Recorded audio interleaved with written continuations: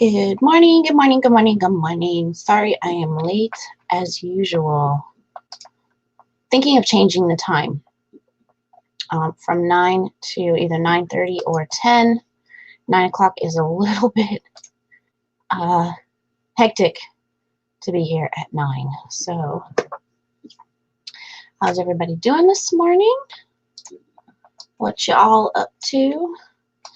Let's see, I don't think anybody's in here yet. Nope, not yet. We'll kind of hang out for a little bit. I have a couple things I want to talk about. So we'll wait and see if anybody wants to join us, if anybody wants to pop in, or if anybody wants to come live with me. So I will get my coffee on while I wait for you.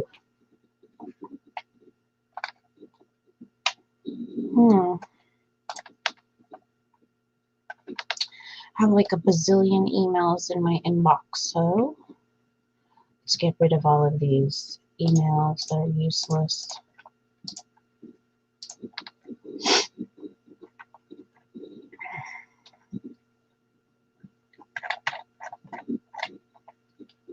Let's see, maybe I can message Rebecca and see if she wants to join me today. Let's do that really quick. Let's see.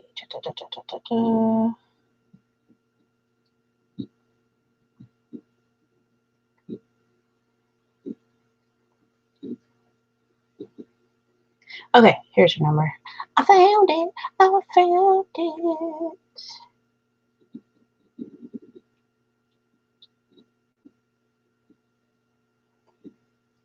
Okay, I'm messaging her. Bam. Okay.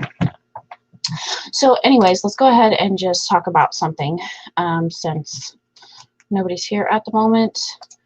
And in case you're watching this on a replay, you won't be bored out of your friggin' mind. All right, so a few weeks ago, I told you guys about some stuff that was going on in the news. And one particular thing was about putting autism on a person's driver's license. Oh, okay, so she can't join us. That's fine. So about putting autism on a person's driver's license, and I can't remember the state exactly where that was. However, I did find another thing, or another article, not a thing, another article that popped up. And this, I believe, is in Connecticut. So I'm going to share that with you really quick. Let's see, I'm just going to switch to share my screen completely. Here we go.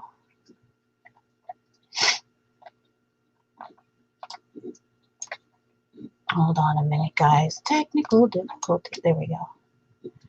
Okay. I'm trying to do it on my monitor that I have as a television, and for some reason I have it like zoomed in maybe, and it's not showing the whole entire screen. Okay, so sharing my screen. Here we go. Okay, so you guys can see that now, right?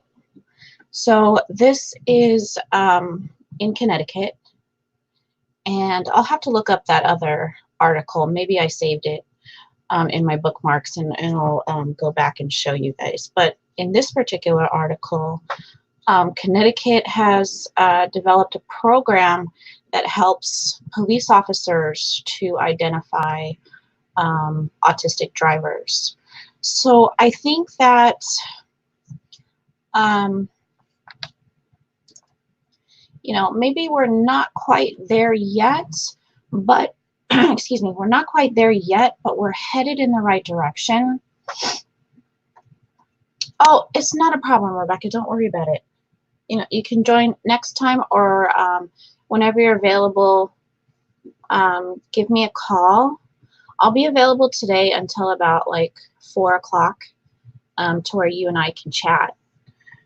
You know, and I can help you.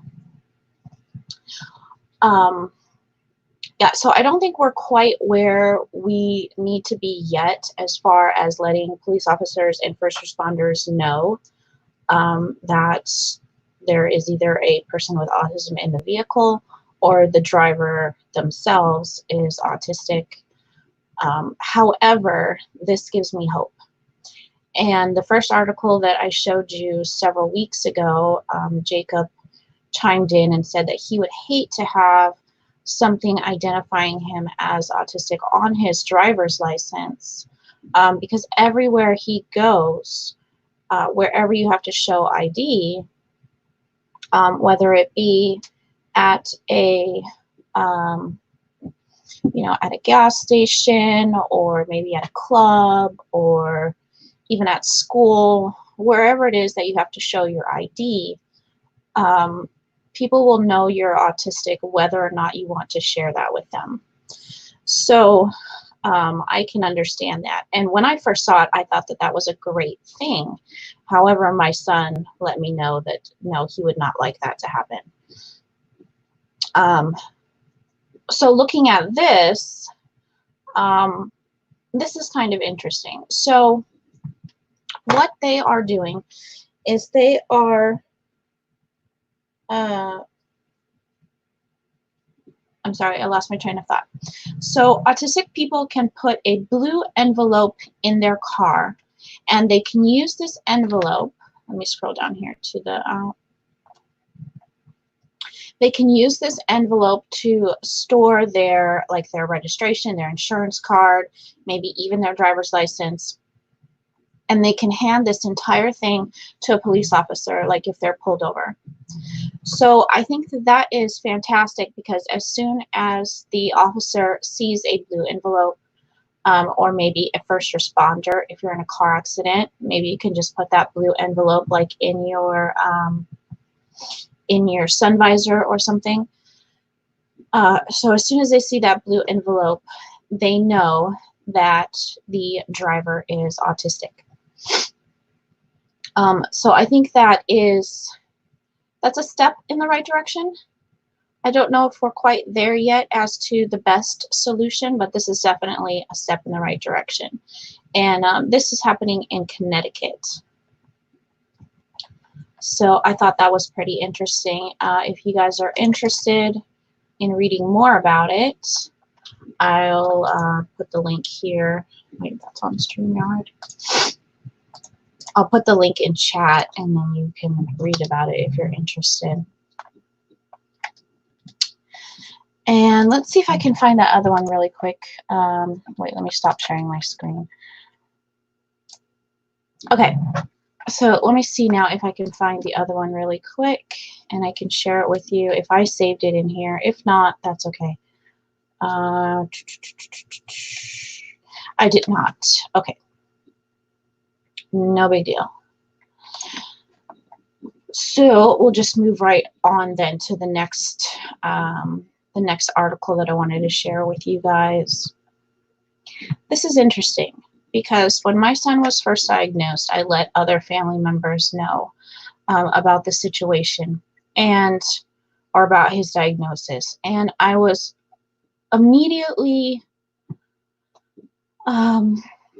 what's the word? I don't want to say the wrong thing, but immediately I was told that it was basically something that I did to cause it. That's what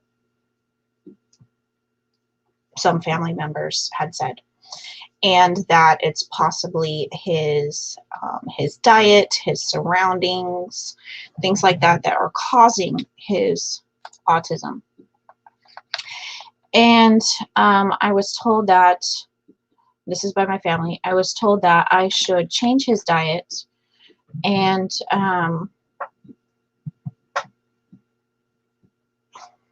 kind of an emotional thing, I guess, for me to talk about this.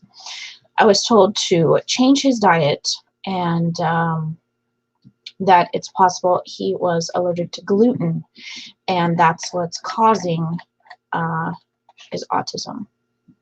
So I did a lot of research about that, about his diet and about his particular diagnosis and the things that we were going through, and I came to the conclusion that it is not his diet.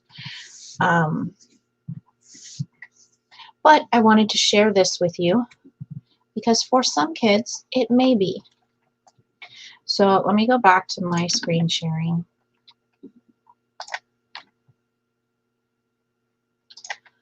All right. So now you can see this here. This is spectrumnews.org. And again, I will put the link. I'll put the link in the chat if you want to go and read more about this. It's very interesting. So this talks about a condition known as Pandas. Pandas can trigger all of those little, see those little bubbles that are floating around there? Pandas can trigger symptoms that mimic OCD, Tourette syndrome, ADHD, and autism. Pandas,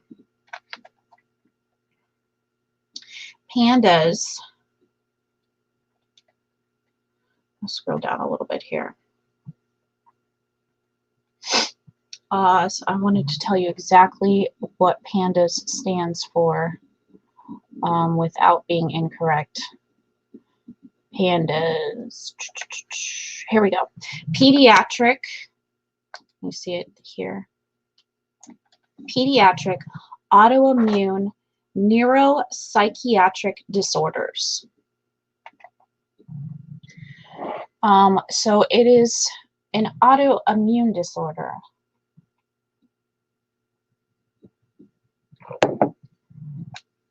This is something that is affecting kids and adults and is mimicking these other disorders up here: OCD, Tourette's, ADHD, and ASD. So people can be diagnosed. Hey, Derek, how are you? So people can be diagnosed in these other blue bubbles, and they may not have those. They may have Pandas and not these other bubbles. So when we were going through our diagnosis with autism, and my family came to me and they're like, no, it's not autism, it's his diet, they could have been correct. They could have been correct in the sense that there is this other condition known as Pandas that mimics the symptoms. And it does, in fact, have to do with your diet. You know, your diet and your exercise really affect everything in your body. Everything. You know how they say, you are what you eat? It's really true. It's really true. I mean, if you load your body with fast food and soda and, you know, processed and artificial ingredients, you're going to feel sick all the time. You're going to feel sick all the time. You're going to feel sluggish. You're going to feel, you know, maybe you are sick all the time. And it's just because you're not giving your body the nutrients and the vitamins that it needs. And someone who actually has Pandas, if you are not giving them the proper diet, their symptoms can mimic any of these, other syndromes. Derek says, we were considered hyperactive when we were kids. There was no such thing as ADHD.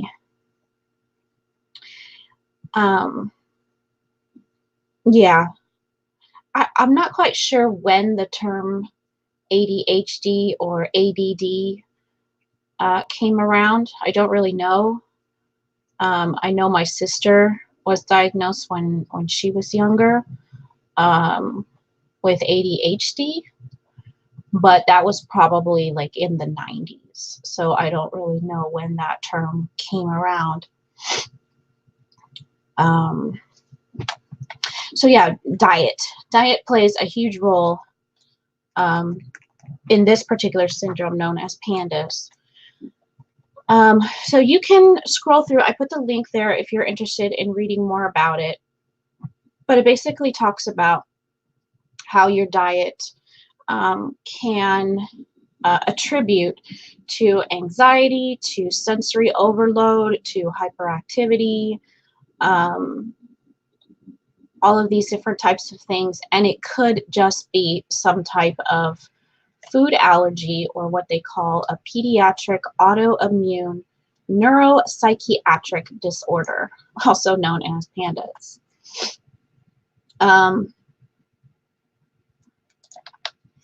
So yeah, we see this is kind of interesting for me, and I have to go back through and really break this down and really read it a little bit better, because I kind of skimmed through it and like kind of speed read it.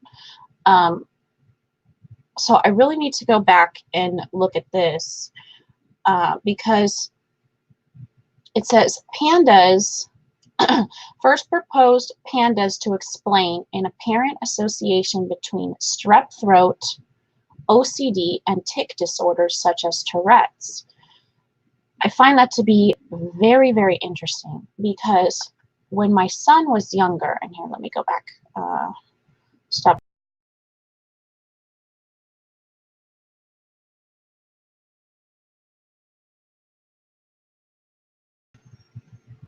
Okay, sorry about that.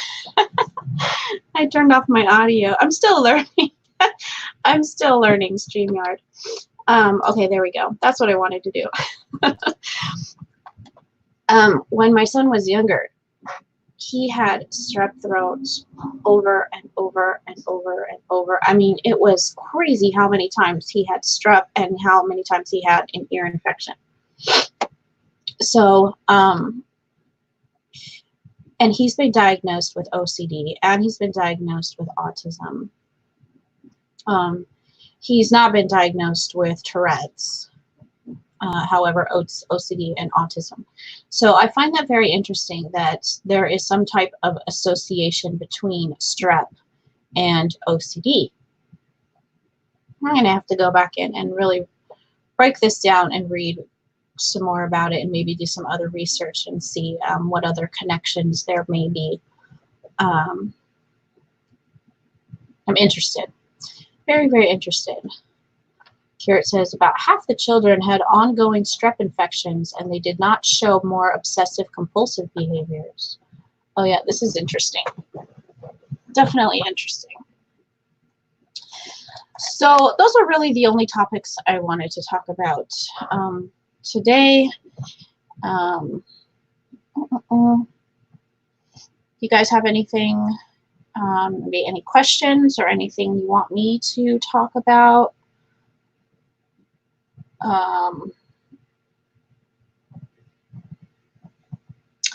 I just did some of my own research lately over the last couple of days, especially after I read this about Pandas, because I was more interested in knowing about how to help my son better manage his OCD and his autism. And especially as he's getting older, things are changing a little bit, and we're kind of getting back into that. It's almost like relearning his diagnosis over again. And it seems like that happens every few years, and I think it just comes with his age. So as he's getting older, his body's changing, things are changing within his brain, things are changing at school. And I think that along with that, the diagnosis kind of changes a bit. So we're kind of in that, excuse me, kind of in that mode again, excuse me. Kind of in that mode again where we're re-examining his diagnosis and seeing what we need to change. what we maybe need to take away, add more of, and this is for like his therapies and things like that. So one thing that I did was to add some vitamins to his daily, like with his daily lunch and breakfast and dinner. So I'm hoping that some of these vitamins will not only help with his autism, but also with his Ehlers. So we're thinking of adding some more physical therapy back to his daily schedule, along with these other vitamins, and those are like definitely vitamin C, tons of vitamin C, vitamin K, vitamin D, calcium, and magnesium, just to help with his hypermobility, to help with his like his skin bruising, and you know, keep him from getting any other types of diseases or syndromes based on you know, his bones becoming brittle. What is that called? Osteoporosis? Is that it? Osteoporosis? I think that's brittle bones. Hi, Alexis. How are you? So, yeah, I definitely am adding quite a bit of vitamins to his daily nutrition. I don't know. I'm lacking words again today, like always. Every time I go live, I get nervous. And I don't know why. You would think that it would get easier and easier and easier, and it doesn't. Especially when I don't have somebody sitting next to me that I can talk to, and it's just me, and I'm trying to talk for an hour. I start getting nervous when I'm running out of things to say. So, yeah. So anyways, vitamins, I think, are going to be a big thing for him. I wanted to try to add them naturally into his diet, but it's hard when you have a child who is autistic and they are just picky eaters. You can't get them to eat anything except, you know, specific items, and they don't have the nutritional value that they need, or enough of a variety of the vitamins that they need. So that's always been a challenge. And he was like on a multivitamin when he was younger. So we're going to go back to that, and we're going to do the multivitamins plus an additional dose of vitamin C. And we're going to see how that helps him, or how that affects him. And yeah, so we'll see what happens. See what happens.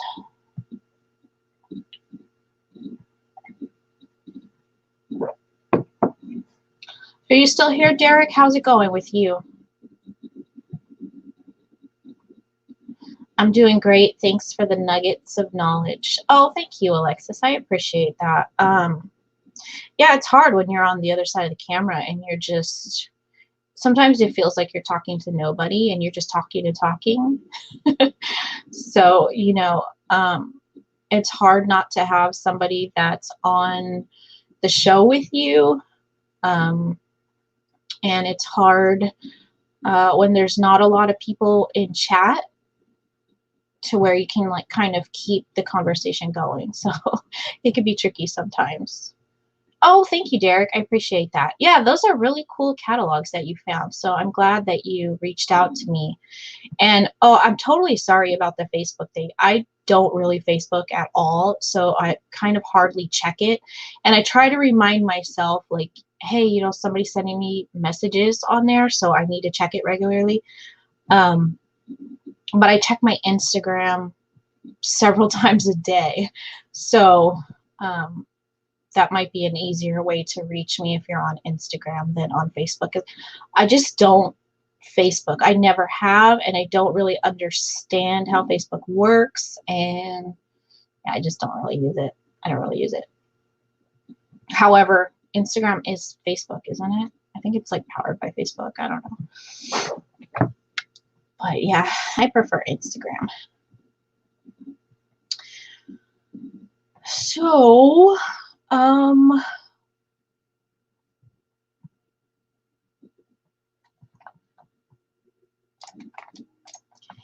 here we go. This, like these bubbles floating on the side over here that kept catching my attention. You have a lot more to go through. Would love to show you the video of the stuff that's there. Oh, okay. I would love to check it out.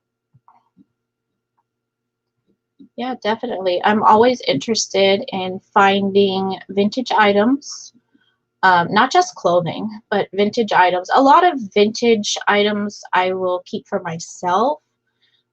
Some things I will resell, but vintage clothing, it's hard to find vintage clothing in my size. So typically I buy vintage clothing to resell, and then I will buy like reproduction pieces, or pieces that are made to kind of look vintage but they're not. Those are the ones that I usually buy for myself, because it's harder to find larger sizes in vintage clothing. Hi Joyce, how are you? Okay, Derek, I'll do that. I'll do that. I'll be able to do that maybe in just a little bit here after I'm off of here.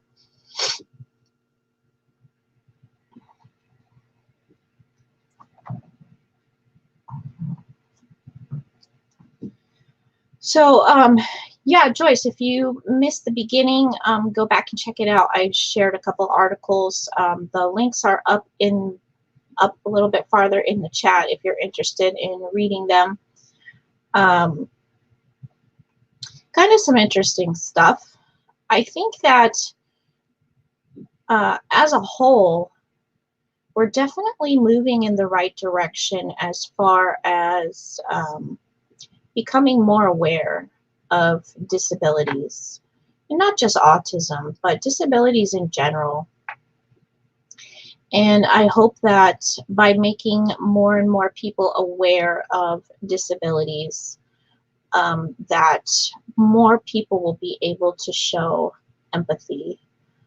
You can't always recognize a disability by looking at someone. You know, like for example, I know a lady, she lives close to me. She's in her 60s, and she went through breast cancer. And you couldn't tell when she was first diagnosed, and you couldn't really tell ever that she was going through this. And she had a handicapped sticker on her car. And she parked at a grocery store, and someone gave her slack for that and was like, hey, there's nothing wrong with you. Why are you parking in the handicap? Why do you have a handicap sticker? And although when someone says that to you, you do not have to explain yourself to them, she did. And, you know, the guy looked like he had egg on his face. But, you know, as a community, we need to be more sensitive and more respectful, that you can't always see someone's losing my voice again. You can't always see someone's disabilities. You know, I know I get looks too sometimes, because we do have a handicapped on our car for my son, not because he's autistic, but for his Ehlers-Danlos. And, you know, I'm sure people look at me funny too, because here I'm a perfectly capable person to walk to the store, and my son looks perfectly capable, and he looks healthy, and, you know, he's a teenager. However, the short distance walking from the car to inside the store can be exhausting for him. And people don't see that. So it can always be a challenge, and I try to be sensitive and know that not all disabilities can be seen. I can't go into Home Depot. It's against their rules to not have blind or visually impaired in their store. Really?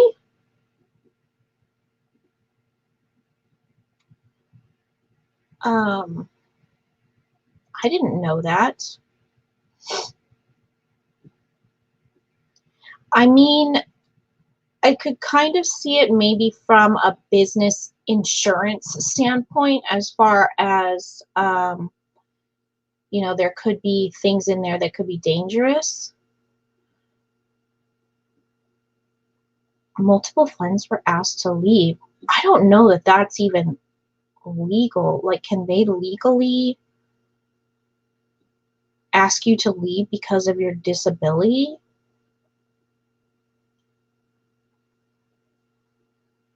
Maybe if you were there by yourself and you were like fumbling around and, you know,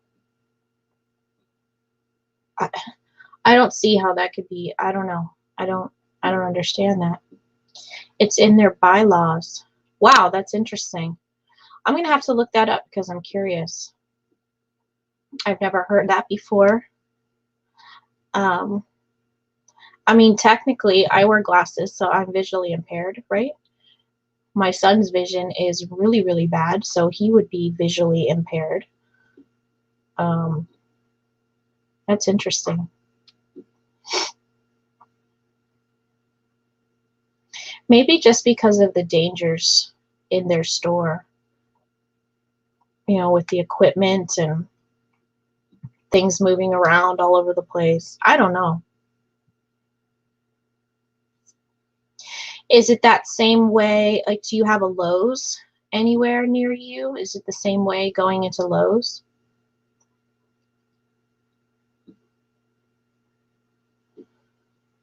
I never knew that was a thing.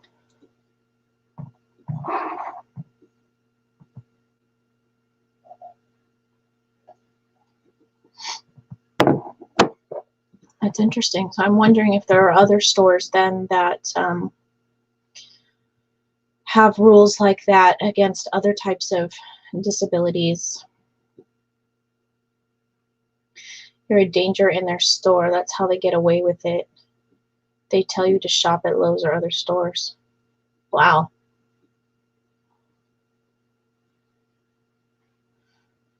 Wow. That's not right. That's really not right. I could see maybe if you are fumbling around in their store, you're knocking things over, maybe if you are causing a danger to other customers, I could see how that might be a problem. But you know, most people who are blind or visually impaired can navigate the world better than regularly, what's the word? People with regular vision can. So I don't I don't understand.